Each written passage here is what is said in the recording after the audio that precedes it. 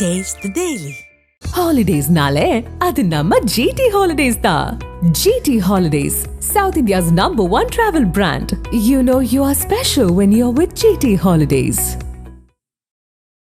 சீமான் அவர்களுடைய விமர்சனம் விஜய் அவர்களை நோக்கி மிக கடுமையாக இருக்கு அப்படிங்கிறத பார்க்கணும். இது ஏன் அப்படின்னு நினைக்கிறீங்க? நீங்கள் ஒன்று தமிழ் தேசியமாக இல்லை திராவிட தேசியமாக இருங்க. நீங்கள் சீமானை தேடி பலமுறை விஜய் சந்தித்து பேசி உரையாடி இருக்கிறார். அப்போ வரைக்கும் எனக்கு இப்படியான ஒரு தாட், அப்படி எப்படியான ஒரு எண்ணம் இருக்குதுன்னு சொல்லியிருந்தாருன்னா அவர் என் தம்பின்னு அவர் சொல்லி உங்களை கொண்டாடி இருக்க வேண்டிய அவசியமே இல்லை. ஆனால் நீங்கள் எப்போ திராவிடமும் தமிழ் தேசியம் ரெண்டு கண்கள் நீங்கள் சொல்கிறப்பவே நீங்கள் வேறு ஏதோ பண்ண வந்திருக்கீங்க, அரசியல் பண்ண வரலன்னு ஒரு தெளிவு வருது. மீன் பிடிக்க கற்றுக் கொடுக்குற வரைக்கும் நான் மீனை பிடிச்சி கொடுத்துக்கிட்டே இருப்பேன், இலவசமாக கொடுத்துட்டே இருப்பேனாக்கா. அப்போ நீ இங்கே சொல்ல வர்றதுனால அவனுக்கு வேலை கொடுத்துரு, நாங்களே சம்பாதிச்சு சாப்பிட்டுக்கிட்டு வேலையெல்லாம் பார்த்துக்கிட்டு உனக்கு வரியும் கட்டுறோம் அப்படின்னு சொல்கிறாரு இவர். புரியுது? நீங்கள் என்னன்றீங்க, அதெல்லாம் வாய்ப்பில்லை, நாங்கள் இலவசம் உங்களுக்கு கொடுத்துக்கிட்டே இருக்கிறோம், 1000 2000 கொடுத்துட்டு காலம் முழுக்க சொல்லி காட்டிக்கிட்டே ஓட்டு கேட்டுன்னு இருக்கிறோன்றது திராவிட அரசியல். அந்த திராவிடமும் ஒரு கண்ணுன்னு நீ சொல்கிறப்ப தவறுன்னு விமர்சிக்கணுமா வேணாமா? விஜய் முடிவெடுத்தது கரெக்டாக. அவர் பெரியார் வாக்குகளை சொல்லி அந்த வாக்கு அடிக்கணும், கொள்ளடிக்கணுன்றதுக்காக அவர் முடிவெடுக்கிறார். ஆனால் அதுவே தப்பு அப்படின்றப்ப சித்தாந்த கொள்கையோடு வருவதை விமர்சிக்க வேண்டுமா வேணாமா? ஏதாவது ஒரு கொள்கை ஒரு நிலையான ஒரு கொள்கை உங்கள்கிட்ட இருக்கணும். நான் எல்லாத்துலேயும் கொஞ்சம் கொஞ்சம் எடுத்துப்பேன், எனக்கு எல்லாத்தையும் வேணும்னா அப்புறம் எதுக்கு மற்ற கட்சிகள்? நீங்களும் ஒரு திமுக தானே. ஒரு 10 ஆண்டுகள் இல்லை 5 ஆண்டுகள் கடந்த அரசியலில் தாக்கு பிடிக்கிற சூழ்நிலை விஜய்க்கு வராது, வாய்ப்பு இருக்காது, தாக்கு பிடிக்க மாட்டார் அவர். அப்போ அவர் என்ன பண்ணுவார், நம்ம ஏன் அதை பகைச்சிக்கணும்? அங்கே ஓட்டு வங்கி இருக்குல்ல, அந்த ஓட்டு வங்கியை நம்ம பயன்படுத்திக்குவோம். அப்போ பெரியார் கொள்கையை நான் ஏற்றுக்கிறேன், திராவிடமும் எனக்கு ஒன்றுன்னு சொன்னால் தானே அங்கே இருக்கிற ஓட்டு வங்கி நிறைய வரும் உங்களுக்கு. இளைஞர்கள் அங்கேருந்து எங்கேருந்து வருவாங்க உங்கள் கட்சிக்கு? உதயநிதி சொல்லும் போது திராவிட கூட்டணி திமுக அப்படிங்கிற பெரிய ஆலமரத்தை அறுக்கிறதுக்கு பிளேடு கொண்டு வராங்க அப்படின்ட்டு விஜய் அவர்களை நோக்கி விமர்சனம் வச்சிருக்காங்க. நீங்களே ஒரு காலத்தில் பிளேடு தான், நீங்கள் துண்டு பிளேடாகவே இருந்துட்டு இருந்தீங்க. பல துண்டுகளை பொறுக்கி ஒட்டிக்கிட்டு தான் ஒரு பிளேடாக நீங்கள் மாறுறீங்க, காங்கிரஸை வெட்டுறீங்க. கரெக்டாக? இது ஒத்த பிளேடாகவே வலுவாகவே நிற்குதுன்றப்ப அப்புறம் உங்களுக்கு அச்சம் வருமா வராத? இந்த பிளேடும் ஆலமரத்தாக இருக்கும். ஏன் உங்களுக்கு விஜய் பார்த்து இவ்வளோ பதட்டம் வருது? 26 எனக்கு தெரிஞ்சு இந்த முறை அதே கூட்டணி அமையுமான்றது எனக்கு என் அனுபவத்தில் நான் சொல்கிறது சில நகர்வுகள் நான் கணிக்கிற வரைக்கும் பார்த்தீங்கன்னா திமுக கூட்டணி இப்படி இருக்காது. நீங்கள் வேணால் கொஞ்சம் குறித்து வச்சுக்கணும். சீமான் கேட்க தொடங்கி இருக்கிறாரில்ல, அதை கேட்குறாரு. கட்டுறதுக்கெல்லாம் அந்த பெரிய வச்சுக்கிட்டு இருந்தீங்கன்னாக்கா அதுக்கு உதயநிதி சொல்கிறாரு, அப்புறம் யார் பேரை வைப்பாங்களா? அப்புறம் யார் பேரை வைப்பாங்களா அப்படின்னு கேட்குறாரு. இப்போ நீங்கள் சொன்னீங்களே ஒப்ப மூட்டு காசை நாங்கள் கேட்கலன்னு டெல்லியில் கேட்க தோணுது இல்லை, நாங்கள் கேட்குற மக்கள் ஒப்ப மூட்டு காசு எடுத்து நீங்கள் என்ன வேணாலும் கட்டி நீங்கள் செய்துக்கிட்டிங்கன்னா இது யாரும் கேட்க மாட்டாங்க. இவர்கள் மட்டுமே தான் தமிழ்நாட்டில் இருந்தாருன்னு அவர் அடையாளத்தை நிறுவுறீங்களா? எதற்கெடுத்தாலும் பெரியார், எதற்கெடுத்தாலும் வேணா, எதற்கெடுத்தாலும் இப்போ கருணாநிதினு நிற்கிறீங்களே. அப்படியே அதுக்கான கலச்சூழல் இங்கே எல்லாமே இருக்குது. நீங்கள் என்ன தான் இளைஞர்களை போதைக்குள்ளே ஆழ்த்தி வச்சுக்கிட்டு இருந்தாலும், இன்னொரு பகுதி முழுக்க திரை மோகத்தில் நீங்கள் தள்ளிப்பட்டு இருந்தாலும் கூட, இன்றைக்கி எழுச்சியாக வரக்கூடிய அந்த இளைஞருடைய அந்த போராட்டம் இல்லைன்னு நீங்கள் நினைச்சாலும் கூட இதுக்குள்ளேயும் வெடிக்கும், இதுக்குள்ளேயும் ஒரு பூ பூக்கும் அப்படின்னு சொல்லுவாங்கள்ல, அந்த மாதிரி ஒரு காலம் வரும். அதை நாம் தமிழர் கட்சி பயன்படுத்தும். ஆதன் நேயர்களுக்கு அன்பு வணக்கம். இன்றைய சிறப்பு நேர்காணலில் நம்முடன் இணைந்திருக்கிறார் மூத்த பத்திரிகையாளர் ப. ஏகலைவன் அவர்கள். வணக்கம் சார். வணக்கம் வினோத் சார். இப்போ விஜய் அவர்களுடைய அந்த அரசியல் கட்சி சம்பந்தமா நம்ம ஏற்கனவே பேசியிருக்கிறோம். ஆனா இப்போ சமீப நாட்களாக சீமான் அவர்களுடைய விமர்சனம் விஜய் அவர்களை நோக்கி மிக கடுமையாக இருக்கு அப்படிங்கிறத பார்க்கணும். இது ஏன் அப்படின்னு நினைக்கிறீங்க? இல்லை, கடுமையாகன்னு ஒன்றும் இல்லை, கேள்வி கேட்குறப்ப அதுக்கான பதில் அப்படி வருது. புரியல உங்களுக்கு? கடுமையான விமர்சனம் அப்படின்றதெல்லாம் எனக்கு தெரிஞ்சு அவர் கூட பழகிறதுலாம் அவர் பேசின ஸ்டைல்லாம் வச்சு பார்க்கும்போது வழக்கமானது தான் அது. நீங்கள் அவர் விஜய் பேசின அந்த வார்த்தையை நீங்கள் டீப் அப்படின்னு சொல்கிறத பற்றி சொல்லக்கூடிய டீசென்ட் அப்படின்னு சொல்ல வர்றாரு. அப்போ அதுக்கு எதிர்பாதமாக ஒன்று சொல்லணும் இல்லை. அதனால் டீப்பான ஆழமான அரசியல் என்னுடைய அரசியல், அது உண்மை தானே அது. இப்போ அவங்களுடைய கொள்கையை அது இதுன்னு பேசும்போது இந்த கொள்கையை தான் கிட்டத்தட்ட எல்லாருமே திமுகவே நாம் தமிழர் கட்சியினுடைய அடிப்படை கொள்கை வரையிலிருந்து எனக்கு தெரிஞ்சு ஒரு 4-5 பட்டியல் நான் எடுத்து வச்சுருக்காங்க. அவ்வளோ இந்த மக்களுக்கானவும் இந்த மண்ணுக்கானவும் அப்படியான கொள்கை வரையவே இவங்க வச்சுருக்கிறாங்க. இப்போ அவர் விஜய் எங்கேருந்து எடுத்தாருன்னா கிட்டத்தட்ட அதுலேருந்தே தான் சொல்லிட்டு திரும்ப அது ஒரு பகுதி எடுத்து அங்கேருந்து கொஞ்சம் எடுத்து சொன்ன மாதிரி எல்லாத்துலேயும் ஒரு 100 கிராம் போட்டு ஒன்றா கலக்கி அதுலேருந்து ஒரு 100 கிராம் கொடுங்கன்ற மாதிரி தான் நம்ம ஏற்கனவே பேசியிருந்த மாதிரி ஒரு கொள்கை அது. அவர் ஏன் அதிகம் விமர்சிக்கப்படுறார் அப்படின்றதால அவர் சொன்னக்கூடிய அந்த விஷயம் இருக்குல்ல, நீங்கள் ஒன்று தமிழ் தேசியமாக நில்லு, இல்லை திராவிட தேசியமாக இருங்க. நீங்கள் சீமானை தேடி பலமுறை வந்து விஜய் சந்தித்து பேசி உரையாடி இருக்கிறார். அப்போ வரைக்கும் எனக்கு இப்படியான ஒரு தாட், அப்படி எப்படியான ஒரு எண்ணம் இருக்குதுன்னு சொல்லியிருந்தாருன்னா அவர் என் தம்பின்னு அவர் சொல்லி உங்களை கொண்டாடி இருக்க வேண்டிய அவசியமே இல்லை. அவர் இந்த மட்டுமே இருக்கணும் அப்படின்றதில்ல, எல்லாரும் வரட்டும், எல்லாரும் சீமான மாதிரி பேசட்டும், இந்த கொள்கையோடு போகட்டும், இதில் என்ன தப்பு இருக்குன்ற மாதிரி தான் அவர் இருந்துட்டு இருந்தார். ஆனால் நீங்கள் எப்போ வந்து திருடனும் போலீஸு 2 பேருமே நான் வச்சுப்பேன் அப்படின்னு நீங்கள் சொல்கிறப்ப, திராவிடமும் தமிழ் தேசியம் 2 கண்கள் நீங்கள் சொல்கிறப்பவே நீங்கள் வேறு ஏதோ பண்ண வந்திருக்கீங்க, அரசியல் பண்ண வரலன்னு ஒரு தெளிவு வருது.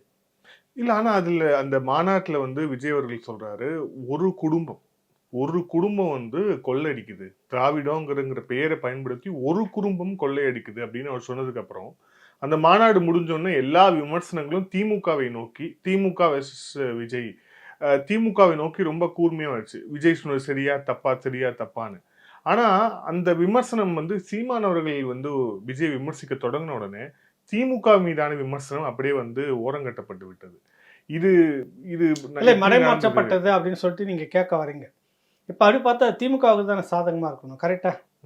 அப்ப சீமான் திமுகவுக்கு சாதகமாக செயல்படுகிறார் அப்படின்ற ஒரு வாதத்தை வைக்கிறோம், கரெக்டா?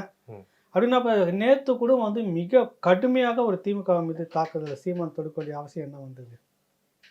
நேற்று இருந்து சிலைகள் வைக்கும்போது ஒருத்தர் கேட்குறாரு, எதற்கு எடுத்தாலும் வந்து கலைஞருடைய பெயரை தான் சூட்டிகிட்டு இருக்கிறப்ப அவர் சொல்கிறாரு, காலம் மாறும், முஜிபுர் ரஹ்மானுக்கு நடந்தது, இந்த பக்கம் கோத்தபய மகிந்தா அவங்க குடும்பத்துடைய அப்பாவுக்கு வச்ச சிலை தூக்குனது, அது மாதிரி தமிழ்நாட்டில் ஒரு நாள் நடக்கும், சரியான ஒரு தமிழ் மகன் ஒருத்தன் வந்து நிற்கும்போது இங்கே சூழ்நிலை மாறும், இதெல்லாம் அடித்து தூக்கப்படும் அப்படின்றப்ப அது யாராக இருக்குன்றப்ப ஏன் நானாக இருக்கக்கூடாது அவங்களுக்குலாம் நேற்று கேட்டிருக்கிறேன்.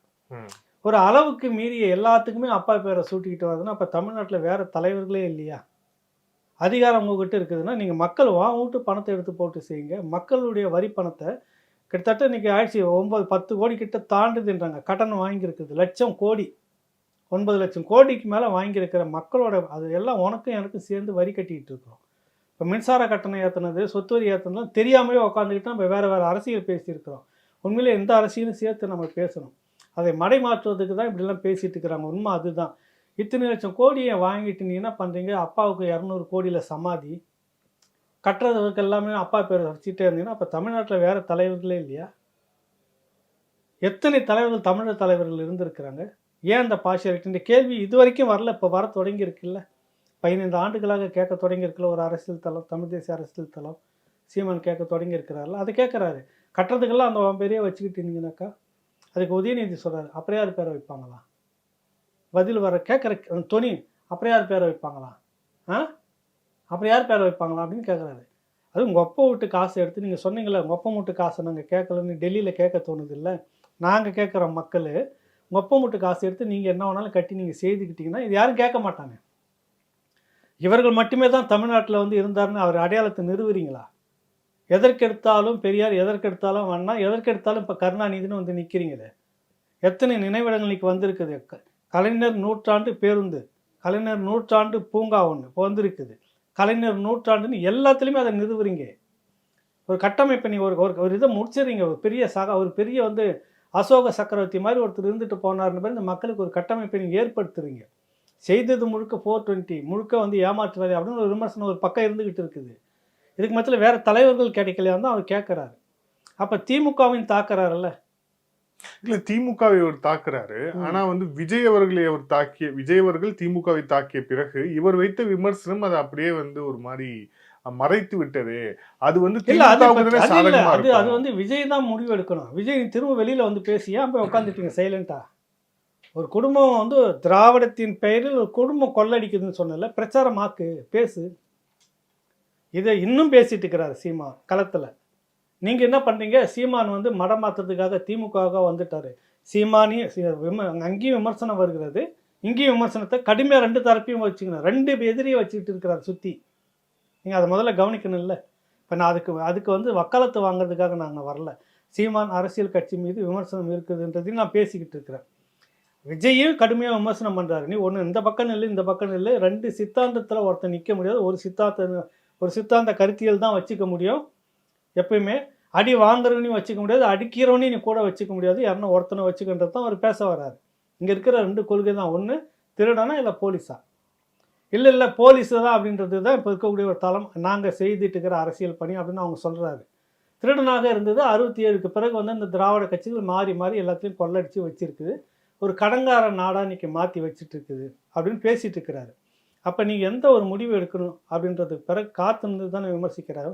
எடுத்தோன்னே விமர்சிச்சிட முடியுமா? அந்த பக்கமும் விமர்சிக்கிறாரு. இப்போ இதுக்கு பதில் சொல்ல வேண்டியவர் யார் அப்படின்னாக்கா, அன்னைய தேதியோடு போய் உட்காந்துட்டார்ல விஜய். அதுக்கு பிறகு எவ்வளோ அரசியல் மாற்றங்கள் நடந்துக்கிட்டு இருக்கு வெளியில், ஏன் இன்ன வரைக்கும் ஒரு கருத்தையும் சொல்லலை?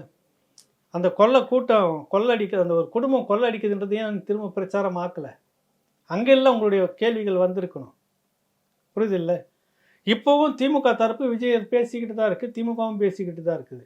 ஆனால் 2 பக்கமும் அடி வாங்கிட்டு இருக்குது. அப்படின்னு பார்த்தீங்கன்னா நாம் தமிழர் கட்சி விஜயினுடைய ரசிகர்களும் இங்கே எதிர்க்கிறாங்க, திமுகவும் எதிர்த்துட்டு இருக்குது. இப்படி யார் அரசியல் செய்ய முடியும்?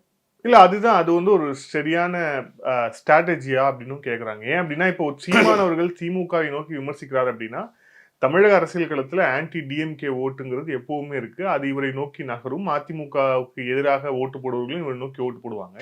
ஆனா நேற்று வந்து விஜயை நோக்கி இவ்வளவு விமர்சனம் வைப்பதற்கு என்ன காரணம்? பொலிட்டிக்கலா அவருக்கு இதனால என்ன பெனிஃபிட்? இதனால ஒரு வாக்கு கிடைக்க போகுது இல்ல, ஒரு வாக்கு கிடைக்கிறதுன்றது பிரச்சனை இல்லை. நீ சித்தாந்தத்தை தவறா கொண்டு வந்து திணிச்சிட்டு இருக்காத. இத்தனை ஆண்டு காலமாக இதை சொல்லி தான் நாங்கள் அரசியல் பண்ணிட்டு இருக்கிறோம் இங்கே.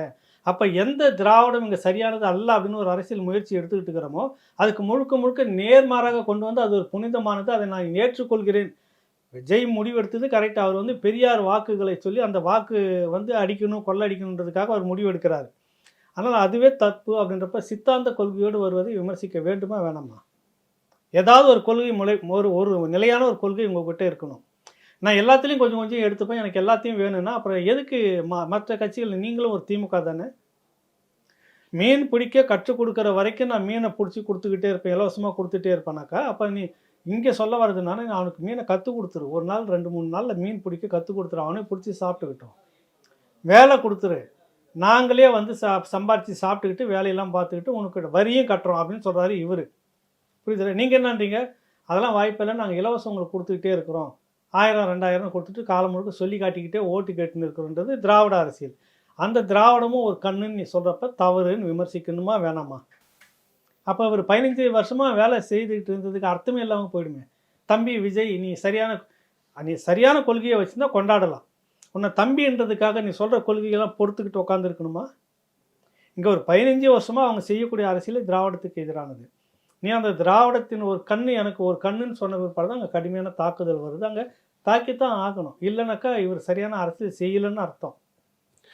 ஏன்னா அவங்க கிட்ட நம்ம தரப்புல கேட்கும்போது, இப்ப நானே ஒரு செய்தி ஒரு விஜய் கட்சியில் இருக்கக்கூடிய ஒரு செய்தி தொடர்பாளர்கிட்ட பேசினேன்.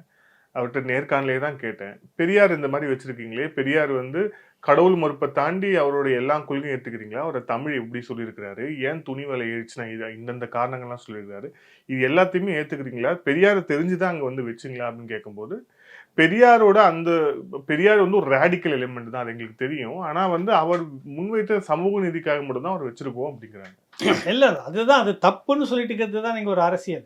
சமூக நீதி அவர் மட்டுமா வச்சார்? இப்போ உங்ககிட்ட சமூக நீதி இருக்குதா தமிழ்நாட்டில்?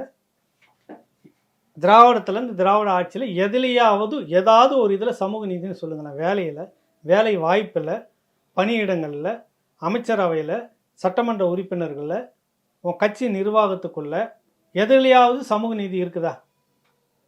அப்போ எப்படி நீங்கள் பெரியாரை வந்து நீங்கள் எடுத்துக்க முடியும்? திமுக அதை பண்ணிட்டு இருக்கு, இப்போ நீங்களும் அதே பண்ண போகிறீங்களா? பெரியாருடைய கொள்கை படினா பெரியாருடைய கொள்கை இதுதான் சொல்லிட்டு திமுக நிறுவிக்கிட்டு இருக்குது. சமூக நீதியற்ற ஒரு மனப்பான்மையை உள்ளே வச்சுக்கிட்டு இருக்குது. அதை விமர்சனம் பண்ணிக்கிட்டே இருக்கிறோம். நீங்களும் விஜயும் வந்து அதையே தூக்கி வச்சுக்கிட்டு தான் நாங்கள் இருப்போம். அப்புறம் நீங்களும் விமர்சிக்கப்பட வேண்டியவரா இல்லையா? அண்ணன் தம்பி அப்பா தங்கை இதெல்லாம் அப்பாற்பட்ட விஷயம். கொள்கை சித்தாந்தத்திலே நீ தவறு செய்துக்கிட்டு உள்ளே வர அரசியல்னா நீயும் ஒரு மோசடி ஏமாற்றி பெறுவதுன்றதை அமலப்படுத்தணுமா வேணாமா? பெரியாரை எந்த விதத்தில் நீங்கள் உள்ளே எடுக்கிற? அதான் இங்கே ஒரு 15 ஆண்டுகளாக விதைக்கப்பட்ட அரசியலே அதுதான். சமூக நீதின்றதே பெரியார் சொல்லியிருக்கிறாரு, பேசியிருக்கிறாரு. பெரியார் சொன்னதை கேட்காத திராவிட கூட்டம் நீங்கள், பெரியார் சொல்வதை கேட்காத தம்பிமார்கள் நீங்கள். பெரியாருடைய கோரிக்கை எல்லா தத்துவம் சொல்லக்கூடிய எதையுமே நடைமுறைப்படுத்தாதவர்கள் நீங்கள். இப்போ வந்து எங்கே நிற்கிறீங்கன்னா இந்த பக்கம் நிற்கிறீங்க, நாங்கள் 90% மேலானவர்கள் இந்துக்கள் எங்கள் கட்சி அப்படின்னு சொல்கிற அளவுக்கு ஆனா வந்து கிட்டத்தட்ட அவரும் அது இப்ப நீங்க சொன்ன அதே கருத்து தான் விஜயும் சொல்றாரு. ஏன்னா வந்து பெரியார் அப்படிங்கிற அந்த பேரை வைத்துக்கொண்டு ஒரு கும்பல் வந்து இங்க வந்து கொள்ளடிக்கிறாங்க. அப்போ வந்து என்ன அர்த்தம், பெரியார் சொன்னதை இவங்க செய்யல, அதை தாண்டி இவங்க கொள்ளடிக்கிறாங்க. சோ நம்ம அதை மாற்றுவோம்னு சொல்றது கிட்டத்தட்ட உங்களுடைய கருத்தோட அது வந்து இல்லை. அதுதான் அந்த சித்தாந்தம் இருக்குல்ல, அவரே ஒன்றும் பண்ணலன்னு தான் நாங்கள் சொல்ல வரோமே. பெரியாரே ஒன்றும் பண்ணலை, பேசிக்கிட்டு இருந்தார், நடைமுறையில் அது சாத்தியமாக்கலை. உங்களுடைய கட்டமைப்பு திராவிட கழகம் நீங்கள் வச்சுருந்தப்ப எந்த ஒடுக்கப்பட்ட சமூகத்துக்கு விடுதலைக்குன்னு பேசிகிட்டு இருந்து அந்த ஆளை நீங்கள் தலைவராக வச்சுட்டு அவருக்கு கீழே நீங்கள் சேவை செய்திருக்கணும், வேலை செஞ்சுருக்கணும், ஒர்க் பண்ணியிருக்கணும். நீங்கள் இருந்த காலகட்டம் வரைக்கும் வரல, பின்னாடி வீரமணி ஐயாட்ட கொடுத்துட்டு போன வரைக்கும் அவரும் அதை பண்ணவே இல்லை. ஆனால் நாங்கள் ஒடுக்கப்பட்ட மக்களுக்கு நாங்கள் தானே அந்த ஓட்டை மட்டும் சுரண்டி திமுகவுக்கும் கொடுத்துட்டு வேலையை பார்த்துட்டு இருக்கிறதுக்கு பேர் பெரியாரிசமான்னு கேட்குறோம். எல்லா இடத்துலையுமே உங்களுக்கு ஒரு பட்டியல் ஏற்கனவே பேசியிருக்கேன். ஆதனில் சாதி பெயரை சொல்லாத மற்ற 7 மாநிலங்களில் வந்துட்டு ஒடுக்கப்பட்ட சமூகத்தை சேர்ந்தவர்கள் முதலமைச்சராக ஆயிட்டு போயிட்டாங்க. இங்கே திருமாவளவன் கேட்கக்கூடிய அந்த பங்கீடு இருக்குல்ல, அதிகாரத்தில் பங்கு, ஆட்சியில் பங்கு அதிக வாய்ப்பு இல்லைன்றீங்க. அப்புறம் பெரியாருடைய கொள்கை எங்கே அங்கே வந்து சரியாக இருக்குது? கோரிக்கை இல்லை, கொள்கை எங்கே சரியாக இருக்குதுங்க? இதை யார் தொட்டாலும் விமர்சிக்கணுமா வேணாமா? அதான விஷயம். அந்த பெயரை சொல்லி ஏற்கனவே எல்லாம் ஏமாற்றிட்டு இருக்காங்க. நீங்களும் ஏமாற்ற வராதிங்க தம்பின்றது தான் அங்கே பதில். இந்த பக்கம் தொடர்ச்சியாகவே அவங்க கூட மோதிக்கிட்டு இருக்கிறாங்க. 2 எதிரியே கூடவே ஏன்னா 2 பேர் சித்தாந்தமும் ஒன்றா இருக்குது. அப்போ விமர்சிக்கப்பட வேண்டியவர்களா இல்லையா? அது விமர்சிக்காமல் இருந்தால்தான் சீமான் தவறு செய்கிறார் அப்படின்னு அர்த்தம். அது இப்போ திமுகவுக்காக மடைமாற்றுவதற்காக அப்படின்னா நேற்று கூட போட்டு பொலன்னு பிறந்திருக்கிறார் திமுகவை. அப்புறம் ஏன் திமுகவுக்காக வந்து விஜய் விமர்சிக்கணும்? இப்போ சீமான் கட்சியில் வந்து தவறு இல்லையா, பிரச்சனை இல்லையா, அதுன்றது பிரச்சனை, அது விமர்சனம், அது எல்லாருக்குமே இருக்குது. நீங்கள் சித்தாந்த அடிப்படையில் கேள்வி கேட்குறீங்களா? இந்த கேள்விக்கு எந்த விதத்தில் பொருத்தமாக இருக்குது? அவர் சொல்கிறது உங்களுக்கு எங்கே பொருத்தம் இல்லை சொல்லுங்கள். மடை மாற்றுகிறாருன்னா அப்புறம் ஏன் திமுக வந்து தாக்குறாரு சொல்லுங்கள். வருதா இல்லையா அந்த கேள்வி? விஜய் வரக்கூடிய அரசியல் நீங்கள் திமுக அதிமுக அதுக்கெல்லாம் மாற்றாக நாங்கள் திட்டத்தை உள்ள கொண்டு வந்துக்கிறோன்னா உருப்படியாக என்ன சொல்லியிருக்கிறீங்களா? பாதிக்கு மேலே நாம் தமிழர் கட்சி பேசிக்கிட்டு இருக்குது. மண் வளம், நீர் வளம், இது எல்லாமே பேசாதவே இருந்தது திராவிட கட்சி இத்தனை வருஷமாக. இப்போ தான் சுற்றுச்சூழல் பாசறைன்னு சொல்லிட்டு 49 ஆரம்பித்து இப்போ தான் 1 வருஷத்துக்கு முந்தின தான் இந்த கட்சிகளை பார்த்து, நாம் தமிழர் கட்சியை பார்த்து கற்றுக்கிட்டு அந்த கட்சிகளை சுற்றுச்சூழல் ஒரு அமைப்புன்னு கொண்டு வராங்கன்னா அப்போ அவங்க லட்சணம் எப்படி இருந்திருக்குது? இந்த மண் மீது, மக்கள் மீது, இயற்கை வளங்கள் மீது, இது எல்லாத்தையும் அரசியல் பண்ணது 15 வருஷமாக ஒருத்தர். இதுலேருந்து நீங்கள் கொஞ்சம் எடுக்கிறீங்க. இல்ல ஒருவேளை தமிழ் தேசியம் அப்படிங்கிற அந்த ஒரு கொள்கையை மட்டும் வச்சுட்டு நம்மளால ஆட்சியை நோக்கி, அதிகாரத்தை நோக்கி நகர முடியாது அப்படிங்கிறது விஜய் நினைத்தது தான் இந்த கொள்கையோட வெளிப்பாடு. அது விஜய் இது ஏற்கனவே திட்டவட்டமாக சொல்லிட்டேன். தமிழ் தேசியம் மட்டும் பேசிக்கிட்டு முடியாதுங்க, இங்கே இருக்கிற திராவிட கட்சிகள்லாம் மேலே ஊழ்ந்து ஒரேடியாக அழுத்திரும். அதுக்கு வந்து நீங்கள் நீண்ட ஆண்டுகள் போராடணும், தாக்கு பிடிச்சி நிற்கணும். சீமான மாதிரி நிற்க முடியாது, நம்மளால் முடியாது. அதுக்கு பல காரணங்கள் விஜய்க்கு இருக்கிறது. நிறைய நெருக்கடிகள் அவருக்கு வரும். இவர்களே வந்து ரெய்டு போகிறதுக்கு வாய்ப்பு இருக்குது. இல்லை அங்கேருந்து மேலே வேறு எங்கேருந்து ரெய்டு வர்றது, அப்படி பல சிக்கல்கள் அங்கே தாக்கு பிடிக்கணும். அதெல்லாம் எதிர்கொண்டு ஒரு 10 ஆண்டுகள் இல்லை 5 ஆண்டுகள் கடந்து அரசியலில் தாக்கு பிடிக்கிற சூழ்நிலை விஜய்க்கு வராது, வாய்ப்பு இருக்காது, தாக்கு பிடிக்க மாட்டார் அவர். அப்போ அவர் என்ன பண்ணுவார், நம்ம ஏன் அதை பகைச்சிக்கணும்? அங்கே ஓட்டு வங்கி இருக்குல்ல, அந்த ஓட்டு வங்கியை நம்ம பயன்படுத்திக்குவோம். அப்போ பெரியார் கொள்கையை நான் ஏற்றுக்கிறேன், திராவிடமும் எனக்கு ஒன்றுன்னு சொன்னால் தானே அங்கே இருக்கிற ஓட்டு வங்கி நிறைய வரும் உங்களுக்கு. இளைஞர்கள் அங்கேருந்து எங்கேருந்து வருவாங்க உங்கள் கட்சிக்கு? இப்போ ரசிகர் மன்றம்னாக்கா ஒரு 10 லட்சம் பேர் உங்களுக்கு ரசிகர் இருக்காங்கன்னு வச்சுக்குவோம். 10 லட்சம் பேர் வந்து எனக்கும் ரசிகராக தான் நான் இருந்திருக்கிறேன், பேருக்கு சொல்கிறேன். நீங்களும் ரசிகராக இருந்திருப்பீங்க. எனக்கு ஒரு சித்தாந்தம், உங்களுக்கு ஒரு சித்தாந்தம். கம்யூனிஸ்ட்டுகள் இருக்கிறவங்க கூட விஜய் பிடிச்சிருக்கோம், கரெக்டாக? இப்போ நீ கட்சின்னு ஆரம்பிச்சிட்டோன்னே அவங்க கட்சிக்கு போயிடுவாங்கல்ல, உங்களுடைய ரசிகர் கூட்டம் முழுக்க இருக்காது இல்லை. அப்போ உங்களுக்கு அந்த ஈக்குவல் பண்ணுறதுக்கு எங்கேருந்து நீங்கள் வாக்குகளை எடுக்கணும்? அதிக பெரும்பான்மையாக இருக்கக்கூடிய திராவிட கட்சிகளுக்கிட்ட தான் அதிகமான வாக்குகள் இருக்குது. 1.5 கோடி உறுப்பினர்னு 2 தரப்பும் சொல்லிட்டு இருக்காங்க, கரெக்ட் இல்லை? அதில் ஆளுக்கு அங்கங்கே 10 லட்சம் இளைஞர்கள் திரண்டு வந்தாவே போதுமே நமக்கு நினைக்கலாம்ல விஜய். அதற்காக தான் அவர் எடுத்திருக்கிறாரு பெரியாரை ஒழிய பெரியாருடைய கொள்கையை ஒருபோதும் வந்து இவர் தொடர்றதுக்கு சாத்தியமே இல்லை. அதுக்கு பிள்ளையார் சொல்லி மேடையிலே போட்டார். நீங்கள் வந்து பகவத்கீதை வாங்குறீங்க, குரானை வாங்குறீங்க, பைபிளை வாங்குறீங்க, 3 மாதமும் எனக்கு ஒன்றுன்னு சொல்ல வரீங்க, கரெக்டாக? அப்புறம் பெரியாருடைய கொள்கை எங்கே என்ன இருக்குது? இல்ல அது அவர் சொல்லிட்டாலே கடவுள் மறுப்பு நாங்க ஏத்துக்கல அப்படின்ட்டு. சரி ஏத்துக்கல. இப்போ வந்து ஒன்றே குலம் ஒருவனே தேவைன்னு அண்ணா திமுக கொள்கை மாதிரி சொல்ல போறீங்களா? சொல்லுங்க. வேற எந்த கொள்கை நீங்க பெரியாருடைய மொத்த சமூக நீதினு சொல்றதும் இல்ல பகுத்தறிவுன்றதும் ஒன்றே குலம் ஒருவனே தேவனே அண்ணாவோட கொள்கை. அது திருமூலர் சொன்னது தானே. இல்ல சொன்ன திருமூலர் இவங்க சொல்லிக்கிட்டு இருக்கிறாங்க. நம்ம அதை பலமுறை கேட்டுட்டோம். அப்பனா அந்த ஒரு குலம் யாரு, ஒரு தேவன் யாரு, அப்புறம் இவ்வளோ சாதிகள் ஏன் அங்கே வருது? ஒரு குலம் இருந்தால் இவ்வளோ சாதிகள் தேவையில்லை, இவ்வளோ சாதி சங்கங்கள் தேவையில்லை. சாதி சங்கங்களில் போய் நாங்களும் கலந்துக்கிட்டு உங்களுக்கு நாங்கள் இது செய்யணும்லாம் உத்தரவாதம் கொடுக்க வேண்டிய அவசியமே இல்லையே. அப்புறம் இங்கே போயிட்டு குல்லாவை போட்டு கஞ்சி குடிக்க வேண்டியது, அங்கே போயிட்டு சிலுவையை போட்டுட்டு விபூதி அடிச்சுட்டு வர வேண்டியது, பிரியாணி சாப்பிட வேண்டியது, அங்கே அந்த வாய்ப்பே வர வேண்டியது இல்லையா உங்களுக்கு? அப்புறம் நாங்கள் வந்து இந்துக்களும் நாங்களும் தான் இந்துக்கள்னு சொல்ல வேண்டிய வார்த்தை வர வேண்டியதில்லை. ஏன் அந்த ஒன்றே குலம் ஒருவனே தேவன் யார்? அந்த குழப்பத்துக்குள்ளே விஜயும் வராரு. இப்போ நீங்கள் பெரியாருடைய பகுத்தறிவுனா எது பகுத்தறிவு? இதுதான் மொத்தமே மதம் தான் மனிதனை பித்தாக்குகிறது. முழுக்க முழுக்க இந்த மதத்தை நீ கையில் எடுத்துக்காது. சாதி அதுக்குள்ளே வரும். சாதிய பிளவுகள் இதெல்லாம் வந்துச்சுன்னா எதுவுமே சரி பண்ண முடியாதுன்றத அதில் தான் பகுத்தறிவே இருக்குது. மையமே அதுதான். அதை வந்து நான் விட்டுருவேன். அப்புறம் அவர் பகுத்தறிவு எடுத்துக்கினா எதுக்கு பேர் பகுத்தறிவு? இது தானே சொன்னார் பகுத்தறிவுன்னு. பகுத்தறிஞ்சா இதெல்லாம் இல்லை, எல்லாமே ஒன்றா இருக்கலாம்னு சொல்லிட்டு சொல்கிறாருல்ல. ஆனால் அவரே வந்து வாழ்ந்த வரைக்கும் கடைசியாக ஒவ்வொருத்தனையும் ஜாதி பேரை கூப்பிட்டு தான் வாழ்ந்துட்டு இருந்தாருன்றது வேற விஷயம். நான் சொல்கிறேன், அவருக்கு ஒரு அரசியல் இருந்தது, விஜய் மாதிரி அவருக்கு ஒரு அரசியல் இருந்தது. ஆனால் நீங்கள் அதையே வந்து ஏமாற்றுறதுக்காக வச்சுக்கிற பேருனாலும் கூட அது சித்தாந்த ரீதியாக எதிர்க்க வேண்டியது ஒன்றுன்னு எதிர்க்கிறாங்க. இதில் என்ன முரண்பாடு வருது உங்களுக்கு? இதில் என்ன சந்தேகம் வருது? இல்லை, ஆனால் இப்போ நாம் தமிழர் கட்சியிலேருந்து இப்போ நிறைய நிர்வாகிகள் வந்து சமீபமாக போகிறாங்க. அப்படிங்கிற போது அவங்க போகிறதில் அவங்க சொல்லக்கூடிய குற்றச்சாட்டுகளில் ஒன்று, இவர் கூட்டணி வைக்க மாட்டார் அப்படின்னு. ஸோ ஒரு கொள்கையை முன் வச்சு நம்ம இயங்கிட்டே இருக்கோம். அதே மாதிரி இருக்கவங்க கிட்ட கூட்டணி இல்லை அப்படிங்கிற போது புதுசாக ஒரு சக்தி வருது அப்படின்னா அது சக்தியோடு இணைந்து நம்ம வந்து இவங்களுக்கு எதிராக போராடுறதுங்கிறதுன்னு ஒரு சரியான ஸ்ட்ராட்டஜியாக இருக்கும். ஏன் வந்து விஜயை வந்து ஏன் சீமான் பயன்படுத்த தவறுகிறார்? ஏன் அதை பயன்படுத்த தவறாமல் ஏன் விமர்சிக்கணும் அப்படிங்கிற ஒரு கேள்வியில் இயல்பாகவே இருக்கு. இல்லை, விமர்சனம் என்பது வேற, பயன்படுத்துறதுன்றது வேற. அதுக்கு நீங்கள் நேராக திராவிட கட்சியிலே கூட்டணி வச்சுட்டு போயிடலாமே. சீமான் எதுக்கு சிரமப்பட வேண்டியது இல்லையே? வேற திமுக கூட நாளைக்கு கூட்டணி என்னவே போதும், பணமும் வரும், சீட்டும் வருமே. 8% வாக்குன்றது சும்மா இல்லை. அதுவும் சுமூகமாக போயிடுச்சுன்னா அது 10-15 ஏறும் இல்லை. அதிமுக கூட கூட்டணி வச்சுட்டு போயிடலாமே. இவ்வளோ சிரமப்பட்டுன்னு ஏன் விஜயை தூக்கணும்? விஜய் தான் திராவிடமும் தமிழ் தேசியம் ஒன்றுன்ட்டார். அதே தானே அதிமுக, அதே தானே திமுகன்னு சொல்லிட்டு இருக்குது. இல்லைண்ணா, நீங்களே தான் சொன்னீங்க அது வந்து ஒரு ஸ்ட்ராட்டஜிக்காக சொல்லியிருக்கலாம். ஆனால் அவர் சொன்னதான் செய்ய முடியாது. இல்லை செய்ய முடியாது. ஸ்ட்ராட்டஜிக்காக இருந்தாலும் கூட அந்த அரசியல் எடுக்கிறாருல்ல, அதுக்காக சொல்ல வரேன் நான். அப்போ இப்போ நீக்கு வந்து வாங்க கூட சேர்றதுக்கு உனக்கு எவ்வளோ சதவீதம்னு ஒன்றும் தெரியல. 20% கூட நீங்கள் வச்சுக்கோங்க. அதிகமாக வெற்றி பெறக்கூடிய கட்சி கூட கூட்டணி வச்சுட்டு போயிட்டு போகிறாரு சீமான். எதுக்கு உங்கள் கூட வரணும்? இது எல்லாமே தப்பு. நீ விட்டுட்டு இந்த தளத்துக்குள்ளவா சேர்ந்து நிற்போம் அப்படின்னா ஓகே, நியாயம் இருக்குது.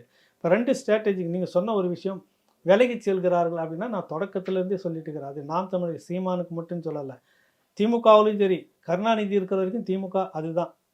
எத்தனை பேர் விலகி போனாலும், எத்தனை வைகோ போனாலும் திமுக இருந்துக்கிட்டே தான் இருக்கும். கரெக்டாக ஒரு கட்டத்தில் போவாங்க, ஒரு கட்டத்தில் வருவாங்க. அந்த போயிட்டு வர்றதுக்கான வழி இல்லாமல் நாம் தமிழ் கட்சியில் நிற்கிது. சிலர் விலகுகிறார்கள். விலகுறவங்க சொல்லக்கூடிய குற்றச்சாட்டு நான் வந்து முரண்பட்டிருக்கெல்லாம் சொல்லலை, அது ஏற்கிறேன். சிலது ஏற்கிறேன், சிலது ஏற்கலை அப்படின்ற மாதிரிலாம் இருக்குது. எல்லாருமே விலகி போறவங்க எல்லாரும் அவங்க சொல்ற எல்லாமே எத்தனை நாள் நாங்க இப்படியே இருக்குது இல்ல அப்படின்னு யாரு அப்படி பெருவாரியா யாருமே சொல்லவே இல்லை. எங்களுக்கு ஒரு அதிகாரம் வேண்டாமா, நாங்க வெறும் கொள்கை இல்ல அப்படி இல்ல. அப்படி பயிற்றுவிக்கப்பட்டவர்கள் தான் தொடர்ச்சியா உள்ள வந்தவங்களாம் நீண்ட காலம் இந்த அரசியல் முன்னெடுத்துட்டு போகணுன்றது தான் உள்ள வராங்க. இப்போ சொல்லக்கூடியவர்கள் யாராவது அந்த மாதிரி சொல்லியிருக்காங்களா? குறிப்பிட்டு பேரை சொல்லுங்க. இன்னார் நாங்கள் இந்த கூட்டணிக்கு எதிர்பார்த்து அந்த கட்சிக்குள்ள வந்தோம், சீமான் வந்து இப்படி தனிச்சையே போட்டியிடுன்னு சொல்லிட்டே இருக்கிறாரு, இது ரொம்ப காலத்து தாக்கு பிடிக்க முடியாது, அதனால் நாங்கள் விலகுகிறோன்னு யாராவது ஒருத்தர் அந்த மாதிரி சொல்லி விலகி இருந்தாங்கன்னா சொல்லுங்க. இல்லை, இப்போ கிருஷ்ணகிரியில் ஒரு பொறுப்பாளர் விலகும் போது அவர் சொல்லியிருந்தார்ல, அவர் என்னன்னா ஒன் ஆஃப் த ரீசன் சொல்றாரு, நாங்கள் வந்து கூட்டணி வைச்சா நம்ம ஜெயிக்கிறதுக்கான வாய்ப்பு இருக்குன்னு நம்ம வைப்போம் அப்படின்னாலும் கூட அதை வந்து சீமான் அவர்கள் ஏற்றுக்கொள்ளலை. நாங்கள் எவ்வளோ நாள் தான் இப்படியே இல்லை, ஒருத்தருக்கு மட்டும் அந்த எண்ணம் இருக்குது தம்பி. மற்றவங்க விலைக்கு போன எல்லாருக்குமே அந்த மாதிரி இருக்கு. விலைக்கு போனாலும் நான் போன்னு சொல்கிறேன், அவங்க வைக்கக்கூடிய குற்றச்சாட்டுகள் சரியாக தவறான்ற விமர்சனத்துக்குள்ளே நான் போகலை. ஒருத்தருக்கு அவருக்கு அந்த எண்ணம் இருக்குது. மற்றவர்கள் எல்லாரும் மெஜாரிட்டியாக உள்ள எல்லாமே நீண்ட காலமாக போராடித்தான் ஆகணும் அப்படின்னு நிற்கிறாங்க. இதில் எனக்குமே சில விமர்சனங்கள் இருக்குது. சமீபத்தில் கார்ட்டூனிஸ்ட் பாலா கொடுத்த அந்த விமர்சனத்தில் பேட்டியில் கூட நீங்கள் கூட்டணி வைக்காமல் ஒன்றும் பண்ண முடியாதுன்றத ஒரு கருத்தியெல்லாம் அவர் பேசுகிறாரு. இப்போ எனக்கும் அது இருக்குது. ஆனால் எந்த மாதிரியான கூட்டணி அப்படின்றது ஒன்று இருக்கிறது. யாரை விமர்சிச்சுட்டு இருந்தோமோ அவங்க கூடவே கூட்டணியான ஒரு கேள்வி இருக்குது. அல்லது புதிய கட்டமைப்புகள் வருதுன்னா அதெல்லாம் இணைச்சிக்கிட்டு திராவிடத்துக்கு எதிரான ஒரு கட்டமைப்பு வருதுன்னா அதோட இணைஞ்சி போகிறதுக்கான ஒரு வாய்ப்பு இருக்குதா, பயன்படுத்தலாம். ரெண்டும் இல்லை என்றால் இன்னொரு வாய்ப்பும் இருக்குது. அது கொஞ்சம் காத்துக்கிட்டு இருக்கணும். எப்படி இல்லாத ஒரு இந்தி எதிர்ப்பு என்ற ஒரு பெரிய பேரலை வந்து திமுகவுக்கு இப்படி ஒரு வாய்ப்பு கொடுத்ததோ அந்த மாதிரி ஒரு கொந்தளிப்பான ஒரு காலகட்டம் வரும். அதை இந்த நாம் தமிழர் கட்சி சரியாக பயன்படுத்தணும். காத்துக்கிட்டு இருக்கணும் அது வரைக்கும். இப்போ திமுகலாம் ஆட்சிக்கு வரும்னு நாங்கள் ஒரு 50 வருஷத்துக்கு முன்னாடி நினச்சிட்டு இருந்தோமா? 67 49 தொடங்கினப்ப யாருன்னா நினைச்சாங்களா அந்த மாதிரி? மிக விசுரூபம் எடுத்து நின்றுட்டு இருந்தது காங்கிரஸ். எல்லாமே நிலச்சுவாந்தார், எல்லாருமே பெரும் பண்ணையார். அவங்களுக்கு எதிராக இது ஒன்றுமே இல்லாமல் சாதாரணமாக நடந்துக்கிட்டு ஒரு வேஷ்டி சட்டையை துவைச்சி போட்டு சுற்றின தம்பிங்க தான் அவங்க எல்லாமே. அண்ணா கிட்ட இருந்த தம்பிகள் எப்படி வந்தாங்க? எந்த அரசியல் கட்டம் வந்து கொண்டு வந்தது மேலே? இந்திய எதிர்ப்புன்னு ஒரு வருது, அந்த பேர் அலையில் உள்ள நுழைஞ்சிட்டு ஒரு மாற்றம் வந்துச்சா இல்லையா ஆட்சி? அப்படி ஒரு சந்தர்ப்பம் தமிழ்நாட்டில் அமையும். ஆனா அமையறப்ப அது வரைக்கும் காத்திருந்து அரசியல் செய்யக்கூடிய ஒரு பக்கம் அந்த மாதிரி இருக்குதுன்னு நான் சொல்ல வரேன். இல்ல, ஆனா அந்த 67லயே ஒரு மாறுபட்ட ஒரு கூட்டணியை தானே வந்து அண்ணாதுரை கூட்டணியில தான் வந்தது. குறிப்பா ராஜாஜியும் அந்த கூட்டணியில இருந்தாங்க, கம்யூனிஸ்டுகள் இருந்தாங்க, இருந்தது. அதையும் தான் நான் ஆட்சி அதிகாரம் வேணும்னா ஒரு கூட்டணி வேணும், அதுல முரண்பட்ட கொள்கை இருக்கவங்களையும் சேர்த்துக்கணுங்கிற அவர் எனக்கு நம்பிக்கை இருக்குது, நான் பயணிக்கிறேன், உடன் வரவங்க வாங்கன்றாங்க. புரியுதுல்ல உங்களுக்கு? எனக்கு நம்பிக்கை இருக்கிறது, ஒரு சந்தர்ப்பம் மாறும் அப்படின்ற ஒரு நம்பிக்கை இருக்கிறது. அப்போ வந்து இவங்க தலைமையில் வந்து ஒன்றா வந்து வரேன் நான் அப்படின்னு சொல்கிறதுக்கு வாய்ப்புகள் வரும். அந்த காத்துட்டு இருக்கிறேன். இதில் என்ன இருக்குது அப்படின்னு சொல்ல வராரு. எனக்கு தனிப்பட்ட கருத்து என்னென்னா, நீங்கள் திராவிடத்துக்கு மாற்றாக இருக்கக்கூடியவர்களை கலந்து ஆலோசித்து ஒரு கூட்டணி வைக்கிறதுக்கு வாய்ப்பு இருக்குது 2016. ஏன்னா இப்போ விஜயனுடைய அரசியல் வருகை இல்லை என்றால் நீங்கள் இன்னும் நீடிக்கலாம், பயணிக்கலாம். ஏன்னா 3வது ஆப்ஷன் நீங்களாக தான் இருக்கிறீங்க. இப்போ போட்டியாக ஒன்று வந்திருக்கிறது. அவன் இல்லாததுக்கு தமிழ் தேசியம் என்னுடைய கண்ணுன்னு வேறு சொல்லியிருக்கிறாரு. அப்போ அதையும் நீங்கள் கவனிக்க வேண்டியது இருக்குது. அப்போ இந்த நேரத்தில் எப்படியான அரசியலை முன்னெடுக்கலாம் அப்படின்னு அவங்களுக்குள்ள கூடி விவாதித்து தான் அந்த முடிவு எடுக்கணும். புரியுது உங்களுக்கு? வாய்ப்பு இந்த பக்கமும் இருக்குது, அதை தவிர்க்கக்கூடாது. ஆனால் விமர்சிக்காமல் இருக்கக்கூடாது இல்லை? அதுக்காக விமர்சிச்சிக்காமல் இருப்பாங்களா? இப்போ விமர்சித்தாலே கெட்டு போயிடுச்சு அப்படின்லாம் ஒன்றும் இல்லை. காங்கிரஸும் திமுகவும் எவ்வளோ துப்பிக்கிச்சு, பிறகு என்ன ஒன்றா கூடிக்கிட்டு இருந்தாங்க. இதே வைகவும் திமுகவும் எவ்வளோ துப்பிக்கிட்டாங்க. ஸ்டாலினுக்குலாம் அரசியலே தெரியாதுங்க. இலங்கைன்னு சொல்ல தெரியும். லங்கா பிரச்சனையா அப்படின்னு கேட்பாருங்க. பேட்டி இருக்குதா இல்லையா வலைத்தளத்தில்? இதோட மட்டமெல்லாம் பேசிட்டு நீக்கி இருக்காங்கல்ல. அதனால் விஜய் விமர்சிப்பதால் இது எல்லாமே கெட்டு போச்சு அப்படின்ற ஒரு முடிவுக்கும் வர வேணாம். காலம் இருக்குது, ஒன்றும் ஒரு 1.5 வருஷம் இருக்கிறது. நெருங்குற சந்தர்ப்பம் எது வேணாலும் மாறலாம் அரசியல்ல. அதுதான் இவ்வளவு விமர்சனம் வைத்த பிறகு, சீமான் அவர்கள் வெளிப்படையாக இவ்வளவு விமர்சனம் வைத்த பிறகும் கூட விஜய் கட்சியில இருக்கிறவங்க செய்தி தொடர்பாளர் பேசும்போது சீமான் அவர்கள் எங்களுடைய அண்ணன், நட்பு சக்தி அப்படிங்கிறாங்க. விஜய் அவர்கள் வந்து பிறந்த நாள் வாழ்த்து அவரே வந்து சொல்றாரு. அது நாகரிகம் தம்பி, அது ஒரு காரணம் ஆயிடாது. எல்லாருமே வந்து எதிர் அரசியல் இருந்தால் கூட பிறந்த நாள் அன்னைக்கு ஒரு வாழ்த்து சொல்லிக்கிறது எல்லாருக்குமே ஒரு அரசியலில் அது ஒரு நாகரிக பண்பாடு. ஆனால் அவர்கள் அவங்கள வந்து நாங்கள் விமர்சிக்க தேவையில்லை அப்படின்னு ஸ்டாண்ட் எடுக்குது தமிழக வெற்றி கழகம். கரெக்டாக? அது நல்ல ஒரு நிதானமான ஒரு அரசியல் தான். இப்போ இங்கே மட்டும் என்ன நடக்குது? விமர்சனம் பண்ணுறாரு, அதோடு சரி. மற்ற விஷயங்களில் கடுமையாக ஒன்றும் தாக்கலையே, தனிப்பட்ட முறையில் ஒன்றும் தாக்கலையே. தமிழக வெற்றி கழகத்தை சேர்ந்த மற்ற எல்லாரும் தமிழ்மார்களும் யாரும் தாக்கி இங்கே பேசலையே, இந்த பக்கம் யாரும் பேசலையே. நீங்கள் கவனிக்காமல் 2 பேர் இந்த பேட்டி கொடுக்கும்போது அவர் பேசுறதை வச்சு அந்த சித்தாந்த அடிப்படையில் விமர்சிக்கிறத மட்டும். நாம் தமிழர்ல சீமான் அவர்களை தாண்டி நிறைய பேர் விமர்சிக்க. சாட்டை துரைமுருகன் ரொம்ப கடுமையா பேசுறாரு வீடியோ போட்டு. அப்புறம் இன்னொரு பக்கம் இடும்பாவனம் கார்த்தி அவர்களும் ரொம்ப கடுமையா பேசுறாரு. ஈவன் சேட்டலைட் சேனல்ல தமிழக வெற்றி கழகம் சார்பில் பேச வந்தவரையும் ரொம்ப கடுமையா வந்து பேசுறான்னு பார்க்கணும். ஸோ தொடர்ச்சியா நாம் தமிழர் நீங்க பார்க்காதீங்க, விமர்சிக்கிறாங்க, அது விமர்சனத்தை வைக்கிறாங்க. விமர்சனம்ன்றது இருக்கும், அந்த கட்சி இவங்க மேல வைக்கும். காத்துக்கிட்டு இருக்கிறாங்க வெற்றி கழகம், நாளைக்கு பேச தொடங்குவாங்க. அதை நம்ம வந்து அதை வச்சு பொருட்படுத்தணும்னு அவசியம் இல்லையா? பேசாமையே இருக்கணுன்றதுக்கு அரசியலே கிடையாது. விமர்சிச்சுட்டா அப்ப என்ன குற்றம்? சக்தியா பாக்குற ஒருத்தர் இந்த மாதிரி சொல்ல ஏன் நீங்க நட்பு, நீங்க உங்களுக்கு ஏன் அந்த கவலை வருது? அது அந்த கட்சியினுடைய கவலை, அவங்க கவலைப்பட்டு போறாங்க. நட்பு சக்தியா பார்க்கணும், நட்பு சக்தியா பார்க்கணும். நீங்க ஏன் ஓந்து போராண்டி நீங்க ஏன் கவலைப்படுறீங்க? அந்த கட்சி கவலைப்படலையே. இருக்கிற 10 பேர்ல ஒரு நிர்வாகி மட்டும் அந்த காரணத்தை சொல்லிட்டு விலைக்கு போற, மற்றவங்க எல்லாம் இல்லையே. அந்த ஸ்ட்ராட்டஜிக்கு எடுக்கணுமா வேணாமான்னு அவங்க நெருக்கத்துல முடிவு பண்ணிட்டு போவாங்க. அது ஒரு பக்கம் இருக்கணும். இது இப்ப இந்த மாதிரியான அணுகுமுறை அப்படிங்கிறது இங்க ஆளுங்கட்சியா இருக்கக்கூடிய திமுகவுக்கு சாதகமா இருக்காதா அப்படின்னு. ஏன்னா ஏன் சொல்றாங்கன்னா 2026ல ஒருவேளை வந்து விஜய் தனி கூட்டணி, சீமான் தனி கூட்டணி, அப்புறம் வந்து பாஜக தனி கூட்டணி, அதிமுக தனி கூட்டணி, பல முனை கூட்டணி வந்துச்சு அப்படின்னா திமுக இப்ப இருக்க கூட்டணியை தக்க வைத்தாலே அவங்க ஆட்சியை மீண்டும் வந்து பிடிக்க முடியும் சரி, அப்படிங்கிற ஒரு இதை கூட்டணியில சொல்றாங்க. தக்க வைக்கிறதுக்கு வாய்ப்பு இல்லாம போற மாதிரி கூட்டணி அமைஞ்சா என்ன பண்ணுவீங்க? இதே பிரிஞ்சு நீங்க அப்படி யோசி. நீங்க ஏன் அதுக்கு மட்டுமே கார்னர் பண்ணி திமுக கூட்டணி மட்டும் கலையாம அங்கேயே இருக்கும், இவர்கள் தனித்து நின்று போட்டியிட்டாலும் இப்ப விஜய் தனியா திருமாவளவன் நிக்கட்டும், அவர்கள் சொல்றாரு தனியா திருமாவளவன் கூட்டணி நிக்கட்டும், இல்ல தனியா அப்படிங்கிறாரு. நிக்கட்டும், விஜய் தனியா நிக்கட்டும். திருமாவளவன் வைக்கிற 25 சீட்டு 20 சீட்டுன்னு சொல்றது திமுக செய்தா இல்லையாதுன்னு பார்ப்போம். வேலைக்கு அவர் எங்க போவாரு? ஒரு ஆப்ஷன் இருக்குது இல்ல, தாவேக்கா அரசியலுக்கு வந்திருக்குது, அங்க ஒரு ஆப்ஷன், இல்லைனாக்கா அதிமுக இருக்குதா இல்லையா? அந்த சூழ்நிலை ஒன்று வரும்போது திரும்ப எல்லாம் பேசுவாங்க. ஒருவேளை நான் தமிழர் கட்சி அதில் எனக்கு இணைந்தாலும் இணைக்கிறதுக்கு வாய்ப்பு இருக்கிறது. வரட்டும், ஒரு மாற்றம் வரட்டும், நமக்கு பொது எதிரின்னு ஒன்று சேரதுக்கு வாய்ப்பு இருக்குது. நீங்கள் இப்போவே ஏன் முடிவு பண்ணுறீங்க? அதுக்கு இப்போவே நீங்கள் விமர்சிச்சுக்காதோ அப்படியே இருந்துக்கணும்னு இருக்குதுன்னு அவசியம் இல்லையே. விமர்சிப்பாங்க தான். இல்லைன்னா அந்த ஒரு பொது இப்போ 2011 அதே மாதிரி தான் சுச்சுவேஷன். ஒரு பொது எதிரியா திமுக அன்னைக்கு வந்து நிறுத்தப்பட்டது. வெளியில இருந்து விஜயகாந்த் அவர்கள் எல்லாருமே, சரத்குமார்ல இருந்து ஜெயலலிதால இருந்து கார்த்தி, எல்லாருமே வந்து ஒரே கூடையின் கீழே வந்து ஒன்று சேர்ந்தாங்கன்னு பார்க்குறோம். அந்த மாதிரியான ஒரு சூழல் 2026 நடக்குமா அப்படின்னு கேட்குறாங்க. 26 எனக்கு தெரிஞ்சு இந்த முறை வந்து அதே கூட்டணி அமையுமான்றது எனக்கு என் அனுபவத்தில் நான் சொல்கிறது சில நகர்வுகள் நான் கணிக்கிற வரைக்கும் பார்த்தீங்கன்னா திமுக கூட்டணி இப்படி இருக்காது. நீங்கள் வேணால் கொஞ்சம் குறித்து வச்சுக்கோங்க. நடந்துச்சுனாக்கா என்னுடைய கருத்து யார் வெளியேறுவா அப்படின்னு அது எனக்கு தெரியாது. நெருக்கத்தில் தான் இன்னும் நிறைய இருக்குது. என்னென்ன டிமாண்ட் வைக்க போகிறாங்கன்றதெல்லாம் இருக்குது. காலம் முழுக்க நான் உங்கள் கிழவே இருந்துக்கிட்டு இருக்கணும்னு யாரும் பட்டியும் எழுதி கொடுத்துட்டு இல்லையே. இருக்குது இல்லை, புரியுது இல்லை. ஒரு சில விஷயங்கள் புரிஞ்சு இருக்குன்னு நினைக்கிறேன் உங்களுக்கு. நீங்கள் மட்டுமே எல்லாத்தையும் அனுபவிச்சுட்டு இருக்கணும். உங்களுக்கு கீழே நாங்கள் உங்கள் தோலில் சுமந்துட்டு நாங்கள் குனிஞ்சிக்கிட்டு இருக்கணும். தோல் மேலே எங்கள் மேலே ஏறி உட்காந்துட்டு இருக்கிற நீங்கள் கீழே குனிஞ்சு என்னுடைய நிலைமை என்னன்றதை நீ பார்க்கவே மாட்டிருக்கிறேன்னா அப்போ என்னன்ற ஒரு கேள்வி வருமா வராதா?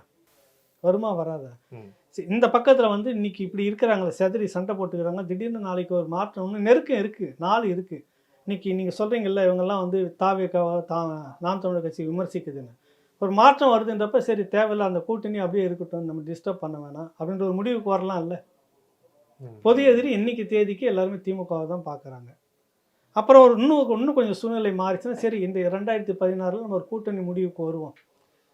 பொது எதிரி 2 பேரில் யார் வந்து ரொம்பவும் தீங்கானவர், யார் வந்து குறைவானவங்க அப்படின்னு கணக்கு பார்த்து சரி இந்த கூட்டணிக்கு இப்போ ஆதரவாக இருக்கலாம், நகரலாம் இல்லை.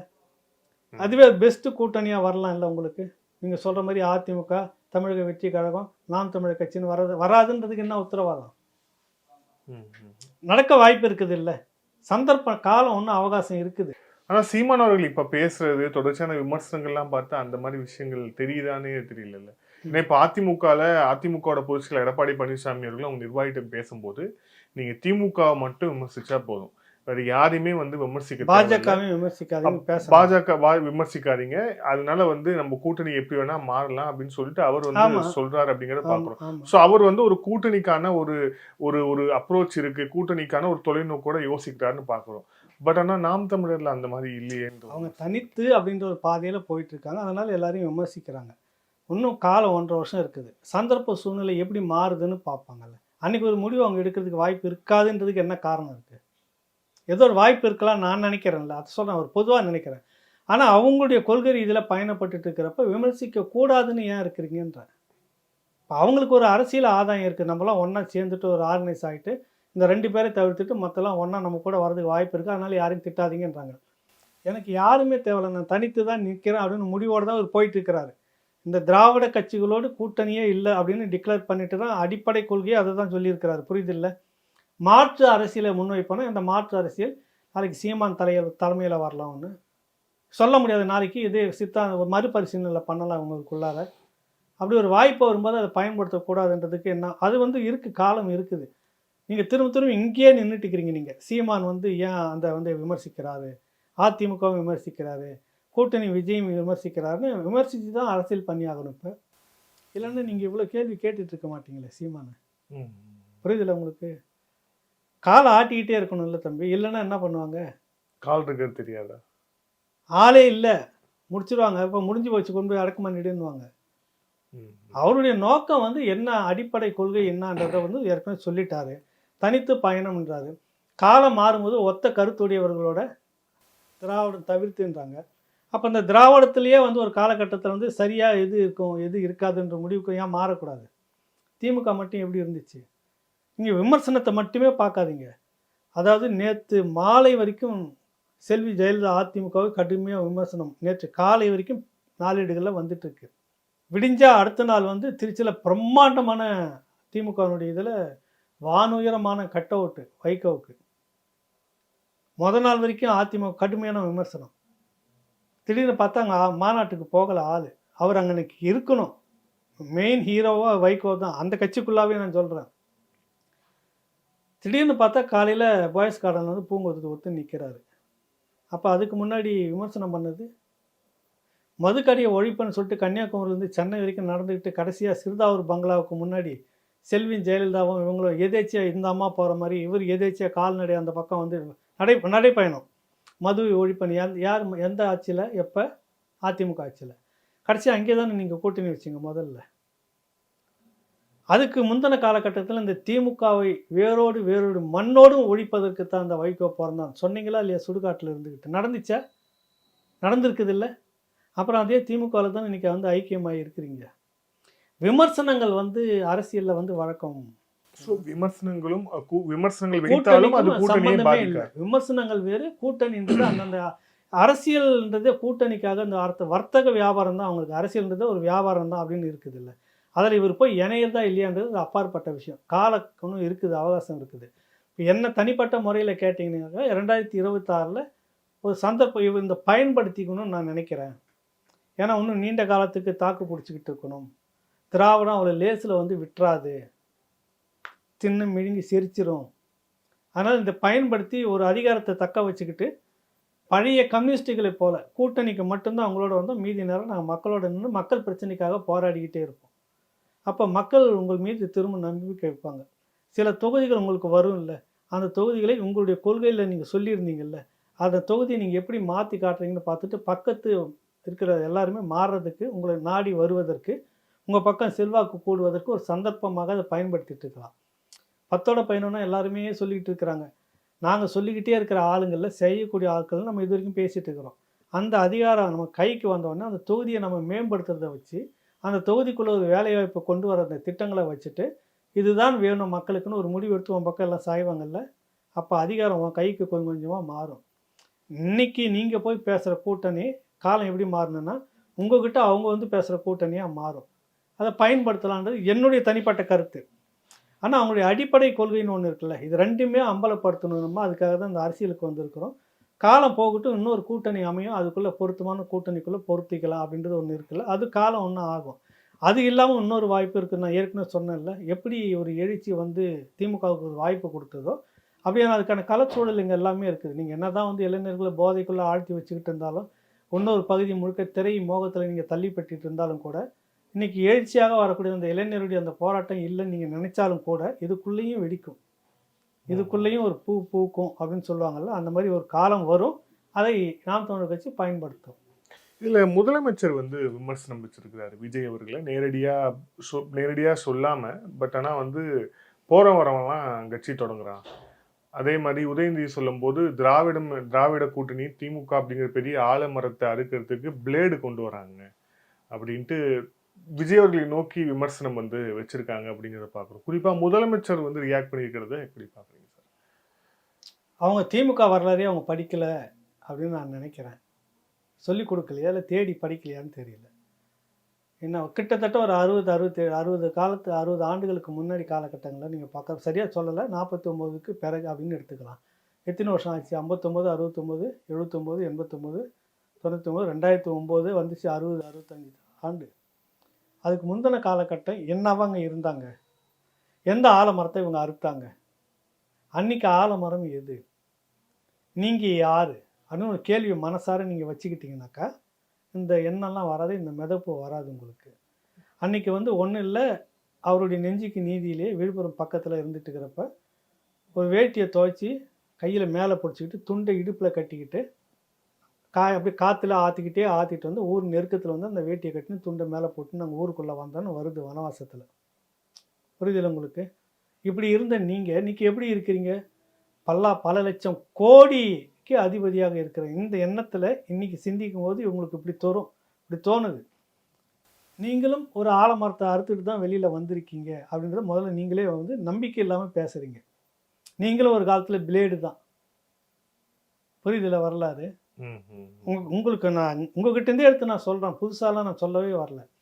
நீங்களே ஒரு காலத்தில் பிளேடு தான், ஆலமரத்தை அறுத்து இருக்கிறீங்க. சந்தர்ப்பம் சூழ்நிலை மாறி இருக்கிறது. அப்படி ஒரு சந்தர்ப்பம் சூழ்நிலை மாறாதுன்றதுக்கு என்ன அர்த்தம்? எனக்கு அதுக்கு ஒரு உறுதியே கிடையாது. இல்லை, மாறிக்கிட்டே இருக்கிறது தானே, சுழண்டுக்கிட்டே இருக்கிறது தானே லைஃபு. மேடுன்னு ஒன்று இருந்தால் பள்ளன்னு ஒன்று வரும். இல்லை, இந்த பிளேடும் ஆலமரத்தை அறுக்கும். ஏன் உங்களுக்கு விஜயை பார்த்து இவ்வளோ பதட்டம் வருது? சீமானை பார்த்துட்டு ஏன் உங்களுக்கு இவ்வளோ பதட்டம் வருது? ஏன் இவ்வளவு அவதூற வாரி வாரி வீசிட்டு இருக்கீங்க? உள்ளுக்குள்ளே ஒரு அச்சம் இருக்குது. இல்லை, நம்ம பிளேடாக பார்க்குறோம், இது நம்மளை அறுத்து போட்டு போயிடுன்ற ஒரு நம்பிக்கை இருக்குதா இல்லையா? இல்லைன்னு நீங்கள் இவ்வளோ புலம்ப வேண்டிய அவசியம் இல்லையா? கூட ஒரு பெரிய கூட்டத்தை வச்சுக்கிட்டு அவதூற பேசி சீமான் மேலே சமீப காலகட்டத்தில் ஒரு 30 ஆண்டுகளில் அதிக விமர்சனங்களை சந்தித்து அதிக அவதூறுகளை சந்தித்த ஒரு கட்சி தலைவர்னா அது சீமானாக தான் இருக்கும். 2 கட்சி தொடங்கப்பட்ட 2 வருஷத்துக்குள்ளே 1.5 வருஷத்துக்கு கிட்டத்தட்ட சிறையில் இருந்தது அந்த ஒரு கட்சி தலைவராக தான் இருக்கும். அப்போ உங்களுக்கு பயமே இல்லை. பயம் இல்லைன்னா ஏன் இவ்வளோ பண்ணணும்? அதை அப்படி கண்டுக்காமல் ஒதுக்கிட்டு போயிட்டே இருக்கலாமே. இப்போ இவர் இருக்கிறாரு மணியரசன், அவர் பார்த்து உங்களுக்கு பயம் வருதா? தியாகம் இருக்குது, தமிழ் தேசியத்தில் மிக சீனியர் தான், கரெக்டாக? பயம் வருதா உங்களுக்கு? எதனா அச்சம் வருதா? இன்னும் பல்வேறு தமிழ் தேசிய அமைப்புகள் இருக்குது, இதை விட கடுமையாக பேசுகிறாங்க, உங்களுக்கு அச்சம் இருக்குதா? ஏன் சீமான் மேலே வருது உங்களுக்கு? ஓட்டு அரசியலில் வந்து நீங்கள் சாப்பிடக்கூடிய தட்டுலேருந்து ஒரு 38 லட்சத்தை தூக்கிட்டார், கரெக்டாக? நீங்கள் சாப்பிட்டதில் ஒரு பங்கு எடுத்துட்டார், உங்களுக்கு பதட்டம் வருது. இப்போ இவ்வளோ எடுத்துருக்கிறாரு, இன்னும் அடுத்து போனால் நம்ம தட்டில் இருக்கிறது மொத்தமாக அங்கே போயிடும் அப்படின்ற பதட்டம் வருகிறது, கரெக்டாக? ஓட்டு அரசியலுக்குள்ள வந்தோன்னே உங்களுக்கு ஒரு பதட்டம் வருது, அதனால் நீங்கள் விமர்சிக்கிறீங்க சீமானை, அதனால் நீங்கள் விஜயை விமர்சிக்கிறீங்க, ஒரு பயம் வருது உங்களுக்கு. அது பிளேடெல்லாம் அறுத்துருமா அப்படின்னு, அது அறுக்குமா இல்லையான்னு காலம் வந்து உங்களுக்கு உங்கள் காலத்தை நீங்கள் பின்னாடி திரும்பி வரலாற்றை பார்த்தீங்கன்னாக்கா, நீங்களாம் முன்னாடி வந்து பிளேடு பார்த்தீங்களா தான் இருந்தீங்க, புரியுது இல்லை? பெரிய நீங்கள் வந்துட்டு காங்கிரஸ் மாதிரி உழைச்சி இந்த மண்ணுக்காக தேசத்துக்காக உழைச்சி அப்படிலாம் வந்த பெரிய நிலக்கிழார்கள்லாம் அன்றைக்கி தேதியில். இன்னொரு விஷயத்த சொல்கிறேன், திமுகவில் கொஞ்சம் வசதியாக இருந்த ஒரு மனிதன் யாருனாக்கா மதியழகன் சொல்லுவாங்க, 50 தலைவர்கள் ஒருத்தர். ஆமாம், அவர்கிட்ட தான் காசு, அவரை தான் தொகுதி முழுக்க போயிட்டு எல்லாம் ரவுண்டப் பண்ணி அவர் தான் கட்டமைக்கணும். காரணம் கேட்டதுக்கு அவர்கிட்ட தான் வாகன வசதி இருக்குது, காசு இருக்குது அப்படின்னு. காசு இல்லாத பார்ட்டிங்கிறதெல்லாம் உங்கள் வரலாறை ஒன்றும் இல்லை, உட்காந்து உங்களுடைய அறிவாலயத்திலே உட்காந்து தாத்தாவுடைய நெஞ்சிக்கு நீதியுடைய முதல் பாகத்தை கொஞ்சம் படி, அப்புறமா 2-3க்குள்ளே வாங்க, 5 பாகம் தாண்டிடுச்சுன்னு நினைக்கிறேன். அதை படிச்சுட்டு பிளேடை பற்றி மற்றது பேசுவோம். இவங்கன்னா முழு பிளேடாக இன்றைக்கி மாறி இருக்கிறாங்க. நாம் தமிழர் கட்சி 15 ஆண்டுகளாக மக்கள்கிட்ட போய் இருந்துட்டு ஒரு வலுவான ஒரு பிளேடாக மாறி இருக்கிறாங்க. நீங்கள் துண்டு பிளேடாகவே இருந்துட்டு இருந்தீங்க, பல துண்டுகளை பொறுக்கி ஒட்டிக்கிட்டு தான் ஒரு பிளேடாக நீங்கள் மாறுறீங்க, காங்கிரஸை வெட்டுறீங்க, கரெக்டாக? இது ஒத்த பிளேடாகவே வலுவாகவே நிற்குதுன்றப்ப அப்புறம் உங்களுக்கு அச்சம் வருமா வராதா? பிளேடுன்றது இல்லை, பிளேடு இல்லாமல் காற்றும் மரத்தை சாய்க்கும், புரியுதில்லை உங்களுக்கு? பிளேடே வேண்டியதில்லை, அறுக்கணும்னு அவசியம் இல்லை, காற்று வீசியே மரத்தை சாய்ச்சிட்டு போயிடும். அந்த காற்று வந்து ஒரு பெரிய காற்றாக ஏன் நாம் தமிழர் கட்சி இருக்கக்கூடாது, சீமான் இருக்கக்கூடாது, விஜய் ஏன் வரக்கூடாது? வர கட்சிகளை ஏன் இப்படி ஒரு குறைச்சி மதிப்பிட்டு ஒரு இலக்காரமாக ஒரு எகத்தாளமாக பேசக்கூடிய எண்ணம் எங்கேருந்து வருது உங்களுக்கு? சொல்லு. கண்ணெதிர்க்கு எத்தனை ஆலமரங்கள் சாஞ்சிருக்குது. நான் சொல்கிறது பேரரசுகள். உங்களுடைய உங்களுக்கு முன்னத்தி ஏறா இருக்கிற விஜயநகர பேரரசு இன்னைக்கு எங்கே இருக்குது? அந்த எம்பையர்னு சொல்லுவாங்கல்ல, கிழக்கு இந்தோனேஷியா வரைக்கும், அது வரைக்குமே இருந்துக்கிட்டு இருந்ததுன்னு இருக்குது இல்லை உங்களுக்கு? எங்கே இருக்குது இன்னைக்கு? எங்கே இருக்குது? ஒரு மலை கல்லுக்குள்ளே அந்த கோட்டை அப்படியே தங்கி இருக்குது, வெறும் கோட்டையாக இருக்குது. கடைசியாக நான் சொல்லக்கூடிய உதாரணம், அதுக்கு முன்னாடி பிந்தின காலகட்டத்திலாம் சொல்ல போனீங்கன்னா நீங்கள் எத்தனையோ பேரரசுகள்லாம் இங்கே இருந்துச்சு, இன்றைக்கி இல்லை, ஒன்றுமே இல்லை. நீங்கள் அதை விட பெரிய பேரரசானா நாங்கள் ஆலமரம் பிளேடு வந்து அறுக்குமா, காற்று சாய்ச்சிட்டு போயிடுன்றதை கவனத்தில் வச்சுக்கோங்க. இந்த நாம் தமிழர்ன்ற இந்த காற்று, இந்த புயல் உங்களை சாய்க்கும் ஒரு நாள். விஜயினுடைய அரசியல் ஒரு நாளைக்கு உங்களை சாய்க்கும். இந்த கட்டமைப்பில் உங்களுக்கு எதிராக இருக்கக்கூடிய சின்ன அமைப்போ பெரிய அமைப்போ உங்களை ஒரு நாள் சாய்க்கும். ஒரு பெரும் காற்று, மக்களுடைய சுழல் காற்றாக வரும். அந்த புயலும் சுயலும் சேர்ந்து வருதில்ல, உங்களை வீழ்த்திட்டு போயிடும், அறுக்க வேணாம். முதலமைச்சரோட இன்னொரு விமர்சனமும் இருக்குது, இந்த புது வெளிச்சத்தில் புற்றீசல்கள் காணாமல் போகும் அப்படின்னு சொல்லிட்டு. அதுவும் விஜயை குறிப்பிட்டு தான் அவர் வந்து சொல்லியிருக்காரு. ஸோ வந்து இந்த விமர்சனம் வந்து எப்படி பார்க்குறீங்க நீங்கள்? முதல்ல இது புது வெளிச்சமா பழைய வெளிச்சமான்றதுலேயே ஒரு விமர்சனம் இருக்குது. ஒரு 50 ஆண்டு காலமாக நீங்கள் ஒரு தேர்தலின் போது இது புது வெளிச்சன்றது தான் சொல்லிகிட்டே இருக்கிறீங்க. திரும்ப வந்து ஒரு 5 ஆண்டு காலம் நீங்கள் ஒரு இருண்ட காலத்துக்குள்ளே தான் இருக்கிறீங்க. எம்ஜிஆர் அவர்கள் ஒரு 12 வருஷம் கிட்டத்தட்ட ஒரு இருண்ட காலத்தில் உங்களை வச்சுருந்தாங்க. இந்த அம்மையார் வந்து இந்த ஆட்சிக்கு பிறகு கடந்த முறை நீங்கள் வர்றதுக்கு முன்னாடி 10 ஆண்டுகளும் ஒரு இருண்ட காலமாக மக்கள் உங்களை வந்து எப்பவுமே மனப்பூர்வமாக ஏற்கலைன்றதுக்கு ஒரு உதாரணத்தை சொல்கிறேன். நீங்கள் வெற்றி பெற்ற அந்த காலகட்டம்லாம் பார்த்தீங்கன்னாக்கா, ஜெயலலிதா அவர்கள் வந்து ஒரு முதல் 96 ஒரு அளவுக்கு மீறி சர்வாதிகார போக்கில் இருந்த அந்த பெரிய மக்களுடைய ஒரு எழுச்சி வந்து பயன்படுத்திட்டு வந்தீங்க. அப்புறம் ஜேன்னு பிரிஞ்சப்போ அந்த சந்தர்ப்பம் உங்களுக்கு வாய்ச்சுது. இப்போ என்ன வாய்ச்சதுனாக்கா, அதிமுக 2-3 செதறி இருக்கிறத வந்து உங்களுக்கு வாய்ச்சிருக்குது. புரியுதில்ல? அப்போ நீங்கள் புது வெளிச்சம்லாம் கிடையாது. ஏற்கனவே உங்களை வந்து இருட்டாக தான் பார்த்துட்டு இருக்கிறாங்க எல்லாருமே. இதில் புற்றீசல்கள்லாம் காணாமல் போகணும், வர்றதை புற்றீசல்னு நீங்கள் முதல்ல முடிவு பண்ணாத. அது ராஜாளி பறவையாக இருந்துச்சுன்னா உன் கண்ணுக்கு புற்றீசல்னு தெரியுது. வர்றது ராஜாளி பறவையாக இருந்துச்சுன்னா என்ன பண்ணும்? தூக்கிட்டு போயிடல உங்களை. அதனால் எதையுமே நீங்களே வந்து ஒரு காலகட்டத்தில் புற்றீசல்களோட மோசம். புரியுதில்ல? ஒரு காலகட்டத்தில் நீங்களும் புற்றீசலாக தான் இருந்தீங்க. முதல்ல அதை நீங்கள் புரிஞ்சுக்க. இதை நான் சொல்லிட்டேன். தொடக்கத்தில் நீங்கள் துண்டு பிளேடு தான். நீங்கள் நான் சொல்கிறது வேறு அர்த்தத்தில் நீங்கள் நினச்சிக்காதீங்க. தொடக்கத்திலே நீங்கள் துண்டு பிளேடு தான். 4 பிளேடு ஒட்ட வச்சு தான் நீங்கள் வந்து பேர் இயக்கம்னு சொல்லக்கூடிய காங்கிரஸ், இந்த மண்ணுக்காக விடுதலைக்காக அப்படின்னு சொல்லிட்டு விஸ்வரூபம் எடுத்து காங்கிரஸை அறுத்துட்டு வந்தீங்க. ஆனால் இன்றைக்கி நீங்கள் சொல்கிறீங்க புற்றீசல்னு. இது வந்து அன்றைக்கி நீங்களும் புற்றீசலாக தான் இருந்தீங்க. கணக்கிலே இல்லாத புற்றீசலாக இருந்தீங்க இத்தனைக்கும். இவங்களாம் ஒரு பொருட்டப்பை விட்டு வேலையை பார்க்க ஓடு அந்த பக்கம் அப்படின்ற மாதிரி தான் உங்களை வெட்டிக்கிட்டு இருந்தாங்க. நீங்கள் போய் மாங்கொல்லையிலையும் மற்ற இடத்துலையும் கூட்டம் நடத்திருந்தால் நீங்களே சொல்லியிருக்கீங்க. பொதுமக்கள் மத்தியில் வந்து கூட்டம் போட முடியாது, விரட்டுவாங்க அப்படின்லாம் சொல்லியிருக்கிறீங்க. இன்றைக்கி காலம் எவ்வளோ மாறி இருக்குது. நீங்கள் மற்றவர்களை பார்த்து இந்த புற்றீசல்னு சொல்கிறத முதல்ல நிறுத்துங்க. வர்றது ராஜாளி பறவையாக இருந்துச்சுன்னா தூக்கிட்டு போகக்கூடிய வாய்ப்பும் இருக்குது. கிட்ட நெருங்கும்போது தெரியும். இப்போ தூரத்தில் இருக்கப்போ உங்களுக்கு அது புற்றீசல்னு தோணுது. காலம் நெருங்கும் போது யார் என்னன்னு தெரிஞ்சுன்னா அது அப்படி இருக்காதுன்னு என்ன உத்தரவாதம்? மாறுங்கள்ல. நிதானமாக பேசணும்னு சொல்ல வரேன். இந்த நேர்கால இறுதியான கேள்வி, அயோத்திதாச பண்டிதர் சம்பந்தமா, அவர் சுயசரிதை சம்பந்தமா நீங்க சொன்ன ஒரு கருத்து, அதுக்கு வந்து வீடியோ பதிவு, அதுக்கப்புறம் அது வந்து பொய் அப்படின்னு குற்றச்சாட்டி அதில் ஒரு வீடியோ பதிவெல்லாம் பார்த்தோம். அது சம்பவம் என்ன சார்? அது ஒன்றும் இல்லை. அதாவது சமீபத்தில் மதிப்புக்குரிய தோழர் ஐயா சுவீரபாண்டியன் அவர்கள் வந்து திராவிடம் என்பதே நாங்கள் வைத்த பெயர் இல்லை. இப்போ இந்த தமிழ் தேசியம் திராவிடம் வந்தவுடனே புதிய தலைமுறை ஒரு விளக்கம் கொடுக்குறாரு 5 நிமிஷம். இந்த பெயரை அயோத்திதாச பண்டிதர் அவர்களும் ரட்டமலை சீனிவாசன் அவர்களும் பயன்படுத்தினது தான் அப்படின்னு சொல்லிட்டு ஒரு விளக்கம் தராரு. அதை ஒட்டி நான் ஒரு வழக்கமான கால்டுவெல் அப்படின்வாங்க. கால்டுவெல் வந்து இந்த திராவிட மொழி குடும்பம்னு சொல்கிறாரு. அதோடு முடிஞ்சு போச்சு. இந்த அமைப்பை முதலாக இங்கே வந்து திராவிடத்தின் பேரில் அமைப்பை கட்டமைச்சது அயோத்திதாச பண்டிதர். பிறகு தாத்தா ரட்டமலை சீனிவாசன் 2 பேருமே ஒடுக்கப்பட்ட சமூகத்தை சேர்ந்த மாபெரும் தலைவர்கள். அந்த 18 இறுதி 19 தொடக்கத்தில் அதில் பார்த்தீங்கன்னா மிக பெரும் நூற்றாண்டு தலைவர்களாக இருந்தவங்க. பெரியார் பிறக்கிறதுக்கு 34 வருஷம் முன்னாடி பிறந்தவர் அயோத்திதாச பண்டிதர். பெரியார் பிறக்கிறதுக்கு 20 வருஷம் முன்னாடி பிறந்தவர், 24 வருஷம் நினைக்கிறேன் முன்னாடி பிறந்தவர் தாத்தா ரட்டமலை சீனிவாசன். புரியுதில்ல? இவங்க வந்து ஏகப்பட்ட விஷயத்தில் அந்த ஒடுக்கப்பட்ட மக்களுக்கும் இன்னும் மற்ற எல்லாத்துக்கும் போராடி நிறைய உரிமைகள்லாம் வாங்கி கொடுத்துட்டுருக்காங்க. பிறகு தான் வந்து 19 தான் அரசியலுக்கே வராரு. 25 வரைக்கும் காங்கிரஸில் இருக்கிறாரு. 25 விட்டு வெளியில் வராருன்னு நினைக்கிறேன். அதுக்கு பிறகு வந்து சுயமரியாதை இயக்கம், அப்புறம் வந்து திராவிட கழகம் 44 தொடங்குற இப்படி வருது. நீங்கள் வந்து வாங்கி கொடுத்ததா இன்ன வரைக்கும் ஸ்டிக்கர் ஓட்டிங்கிறீங்க பலதுலையும். இந்த அரசியல் ஓடிட்டு இருக்கிறத நான் என்ன சொன்னேன், அவங்க 2 பேர்கிட்டேருந்து நீங்கள் எடுத்ததாக சொல்கிறீங்க. 2 பேர்கிட்டேருந்து எடுத்ததாக சொல்கிறீங்க. அப்போ அந்த 2 பேருக்கு உண்டான மரியாதை நீங்கள் என்ன செஞ்சுருக்கீங்க? அங்கேருந்து தான் நாங்கள் சுட்டோம், அங்கேருந்து தான் நாங்கள் திருடணும், அவங்களுடைய பட்டாவை நாங்கள் தூக்கி வச்சுக்கிட்டோன்னு இப்போ ஒத்துக்கிறீங்க. போட்டு மிதித்த உடனே இது நாங்கள் ஒன்றும் வைத்த பெயர் இல்லை, ஒடுக்கப்பட்ட மக்களின் தலைவராக இருக்கக்கூடிய அயோத்திதாச பண்டிதரும் ரட்டமலை சீனிவாசனும் வச்சுது அப்படின்னு வசனம்லாம் பேசுகிறீங்கல்ல. அந்த 2 பேரும் எங்கே கொண்டு வச்சுருக்கீங்க? மெரினாவில் எதனா பெருசாக கல்லறை எதனா வச்சுருக்கீங்களா? அண்ணா சாலையில் எதனா பெருசாக செலவு வச்சுருக்கீங்களா? வேறு எங்கேயாவது ஒரு முக்கியத்துவம் கொடுத்துருக்கீங்களான்னு நான் கேட்டுட்டு வரும்போது, தாத்தா ரட்டமலை சீனிவாசன் நான் சொல்லியிருக்கணும். அயோத்திதாச பண்டிதன் ரட்டமலை சீனிவாசன் சொல்லும்போது அயோத்திதாச பண்டிதனுடைய சுயசரிதைன்னு நான் சொல்லிட்டேன். அது ரட்டமலை சீனிவாசன் அவர்களுடைய சுயசரிதை. அதை நான் மாற்றி தவறாக சொல்லிட்டேன். அதை நான் ஒத்துக்கிட்டேன். அதுக்கு நான் வருத்தம் தெரிவிச்சுக்கிறேன். உங்கள் மூலமாகவே வருத்தம் தெரிவிச்சுக்கிறேன். பேசும்போது வரலாற்றை தெளிவாக பேசணும், நான் அதை கொஞ்சம் டங் ஸ்லிப் ஆகிடுச்சின்னு சொல்லிட்டேன் அப்படின்றதுக்கு வருத்தம் கேட்டுக்கிறேன்.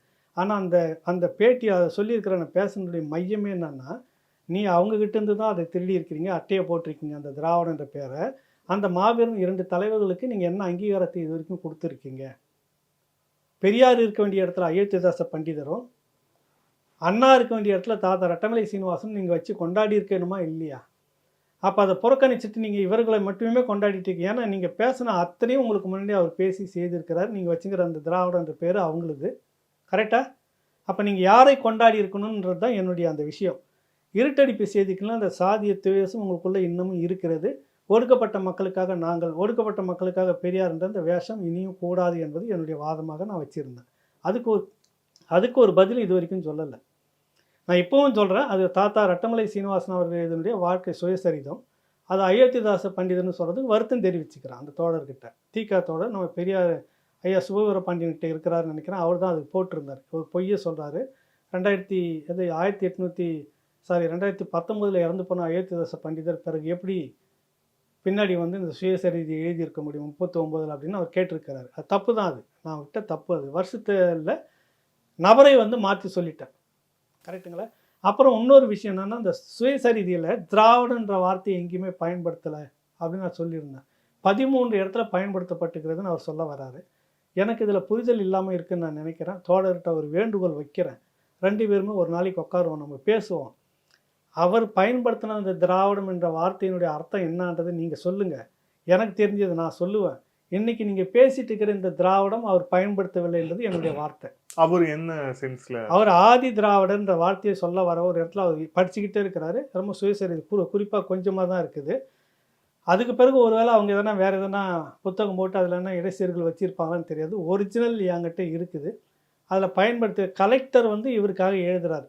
திவான் பகதூர், ராஜ் பகதூர், அப்புறம் ஒன்று மற்ற பட்டங்கள்லாம் கொடுத்துருக்கிறவர். இப்படிப்பட்டவரும் ஒரு கலெக்டர் வாழ்த்தி எழுதும்போது ஒரு 8 இடத்துல ஆதி திராவிடர்னு சொல்லிட்டு வராரு. இவர் எழுதும்போது இந்த மக்கள் பறையறிவது வந்து நான் சொல்கிறதே சாம்பவர் சொல்லிக்கிற தஞ்சாவூர் பகுதியில் இருக்கிற சாம்பவர்னு சொல்லிக்கூடிய நாங்கள் செங்கல்பட்டுக்காக வந்து வியாபார நோக்கமாக சென்னையை அண்டி இருந்தோம். பறையர் சமூகம் தான் ஆரம்பிக்கிறாரு. ஒரு கட்டத்தில் இதை வந்து பஞ்சமர், பறையர், தாழ்த்தப்பட்டோர், ஆதி திராவிடர் அப்படின்னு சொல்லப்பட்ட அப்படின்லாம் ஒரு இடத்துல பயன்படுத்துகிறாரு. அந்த லெவலில் தான் அது இருக்குது. அதை நான் விவாதிப்பேன் நேரில். அதில் சொல்லியிருக்கிறேன். இந்த திராவிடன்ற வார்த்தையை அவர் எதை வைத்து பயன்படுத்தி இருக்கிறாரு? ஆதி திராவிடர் மட்டும் அவர் சொல்லியிருக்கிறாரு. இல்ல, அதான் நான் திராவிடன் என்றோ திராவிடம் ஒரு பெருமை, அது ஒரு கொள்கைனோ எங்கேயுமே என்டாஸ் பண்ணல.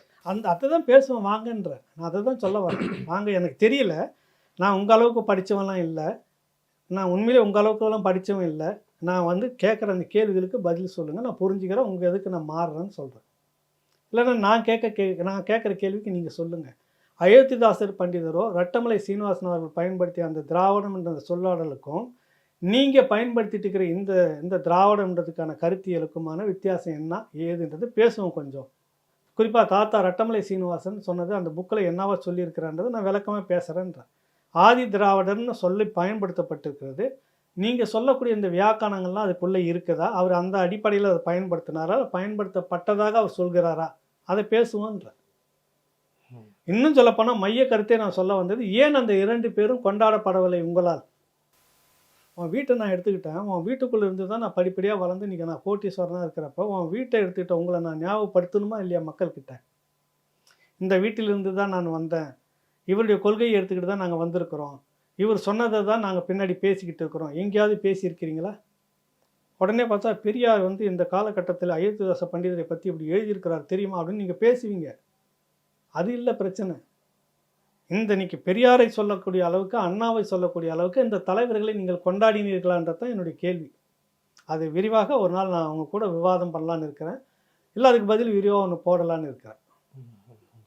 நன்றி சார். பல்வேறு thank you sir. Thank you so much. நன்றி, வணக்கம். தேங்க்யூ.